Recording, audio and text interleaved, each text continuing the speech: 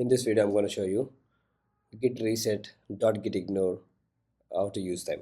So let's jump in. So you have a file,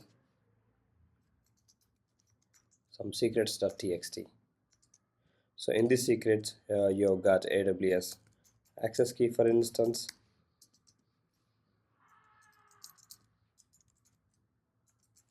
or maybe secret key, secret access key. It doesn't matter. These could be any secrets, something important. Okay. And then what you did, you added them and then commit, add secrets, and then later you if you run the command git log -hyphen one line, you can see that commit, add secrets. Then later you realize that okay, let's push them actually. Git push origin master. So if you push those secrets, so anyone if it is public repository, or if any hacker somehow gets access to this repository, if they can see these secrets, they can use these secrets to exploit vulnerabilities, or they can misuse these secrets, these keys. Maybe they can create resource on your AWS account. They can do anything based on whatever the privileges these keys got. So how you gonna avoid this? So later you realize it, okay, I added these secret mistakenly, and then you're gonna come back to your repository, and then you just deleted that file. And then if you run git status again, you can see it's marked as deleted, and then you added them, and then git commit -m delete secrets you did. If you push git push origin master again, if you come back here, if you refresh it, you don't see that file anymore, but you can see that new commit a few seconds back. So if you run git log -one line, so you don't see that commit. But if hacker gets access to this repository, even though you deleted these secrets, still you can see that commit. So if you want to check out a specific commit, what you can do, if you want to see what changes we have made in this commit, you can simply do git checkout and the commit hash. So in this case, we are going to use this one. So once you check out this, if you look in here, let's run it. Now you got the file, because in this commit we got those this file, these keys. So hacker can check out this commit, they can retrieve these details. So that's how they can do. But how you gonna avoid this? Instead of adding them mistakenly, then later you realize it, deleted it, and made a new commit, still you have these things in the commit history. So how you gonna avoid this? So you can use .gitignore for that. So if you want to reset this, what you can do, if I run git log from one line again, first way, if you run the command git status, the head is pointing to this commit. So let's reset that with command git checkout branch name. So now you can see that looks good. If you run git log from one line, so we need to delete these two commits. So for that one, what you can do, git reset hard and head and number of commits. So I want to delete these last two commits, so I just gave 2. So that looks fine. Now I'm gonna push it to remote repository to, if I push it, I'm gonna get an error because our remote branch is ahead of our local branch. So what you can do, you can use -f, that's force. Don't use this in production. If you're only the one person using this branch, then only I can suggest you to it. But of course I would recommend not to use this command, but if it is necessary you can use it on your own branch. But if you want to use this force on other branches, so make sure to connect with your team members. If they make any new commits, those commits are gonna be overridden. So this is a very dangerous command. Don't use it in production. If it is necessary, then you can coordinate with your colleagues, then only you can do. So in my case, I'm the only one working on this repo, so I have no issues. So that's been reset. It's been pushed, I think. Yeah, that's been done now. Now if you run the command git status, you don't see anything. So what you can do, let me create another the secrets again. Just gonna copy this content. So it's secrets.txt. So I'm gonna use those things again. If I run the command git status, now you can see secrets untracked. So what you need to do, you need to create a .gitignore file. So you can simply say .gitignore. Then in interview, they might ask you. Actually, this has been asked in one of my interviews. So they asked me, if you want to avoid some secrets or environment variables, some junk files, then how you gonna avoid this by accidentally committing then I said I'm gonna use .gitignore, so I'm gonna update that file according to my requirement. So in this case, we just added secret.txt, sorry, .gitignore. So if I want to avoid this file, what simply you can do, so this .gitignore should be at the root level.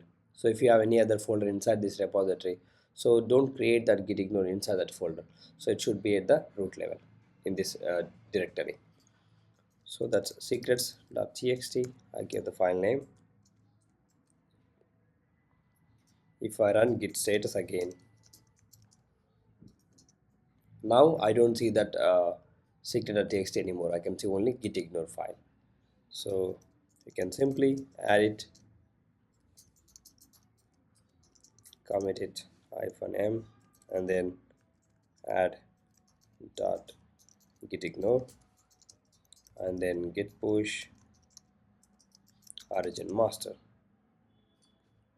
If I refresh it, so you got .gitignore, but you don't have secret.txt. We have that file here. It's grayed out because it is ignoring it. So this is how we can avoid secrets, any environment variables as well. So if you want to avoid any directories, you can do that as well. So this is how we can do. So if you want to avoid for instance, if you want to avoid any file, for if I create secret2 secrets2.txt, it's outside. Let me drag in. 1 minute. Yeah, we got inside. So it's a secret2.txt. So I'm gonna say something. If I run the git status again, it's untracked. So if you want to avoid any file that starts with secrets and it would contain anything after it, so simply you can do secrets and asterisk. So that means any file that starts with secrets and then it ends with anything, doesn't matter, then it's gonna avoid it. So let's rerun this git status again. Now you can see .gitignore modified, but it's not tracking secrets2.txt. So that looks fine. What I'm gonna do now, I'm gonna create a VPC. I'm just gonna delete this resource AWS underscore VPC, and then side block 192.168.0.0/16. Just gonna give tags as well, name git VPC. So we need a provider block as well. So for that one, I'm gonna create provider.tf file. You don't need to worry about this code, but I'm gonna explain some crucial things in DevOps point of view as well. So this is real-time work. Just that looks fine. Now if I run the command terraform init, it's gonna initiate that repository. It's gonna initiate this terraform directory, and it's gonna pull some plugins. Just gonna close this.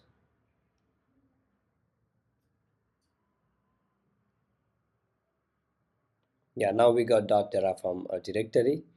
If you run the command git status again, now you can see this has been modified. This looks fine, but you can see .terraform lock.htcl and this provider tf, that looks fine.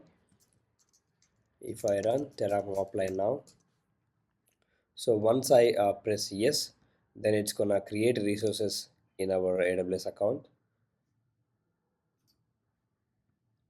So here what I'm trying to explain, this dot terraform directory is not essential for now, because if you push this directory, it's going to be a bit of huge file, so you don't need to have these directory, because anyone can run anyone can clone this repository. They can run the command terraform init, so they can straight away get this file directory. So I want to avoid this, so for that one I'm just gonna update that. I want to avoid dot terraform files or directories. I'm just gonna put asterisk. That means dot terraform, and after that everything. It could be anything, it doesn't matter. So it's gonna avoid it. So let me save it. So meanwhile we apply terraform apply. I'm just gonna press yes. So once I press yes, it's gonna create resources. So I got this git vpc now here. So that looks one added, that looks fine. Now you can see terraform.tf state file. So this is a very crucial file because it contains all the state information about our infrastructure. So if someone gets this file, if you accidentally push this file to a repository, if someone a hacker sees it, if it is a public repository, so that's going to be an issue because it contains everything about our infrastructure. So this file needs to be, we need to keep it safe. So we basically in real time we use a backend for that, but in some projects if you use this, if you want to avoid this pushing it, what simply you can do, we can run terraform, we can update this dot gitignore terraform dot tf state, and then I'm going to put asterisk. That means it could contain this text, after that it contain anything, it doesn't matter. That looks fine. If you run the command git status again, now you can see it's not tracking terraform.tf state file and then .terraform directory or files. So this is how you can avoid junk files and secrets as well. So let me add it and then push it. Git push origin master.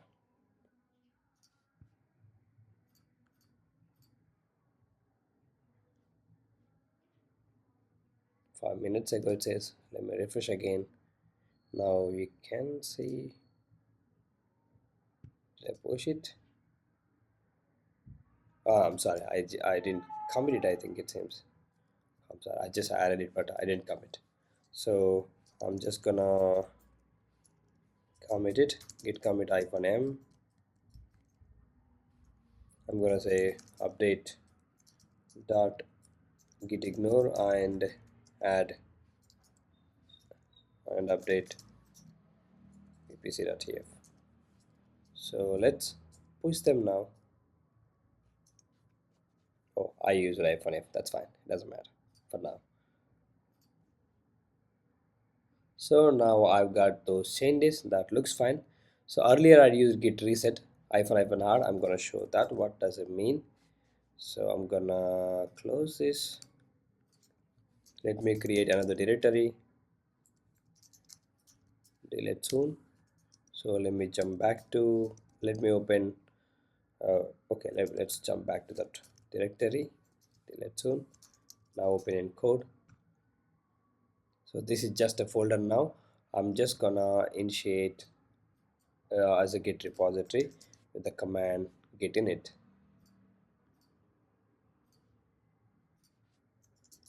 Git init. Let's add a file, hello.txt.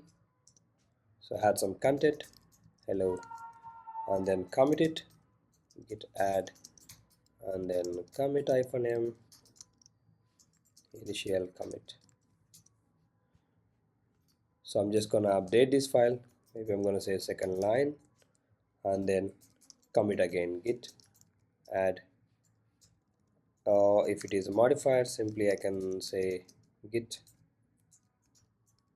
commit -am update hello.txt. That looks fine now. So for now, if I check this one, git log -hyphen one line, git log -hyphen one line. Now I can see two commits.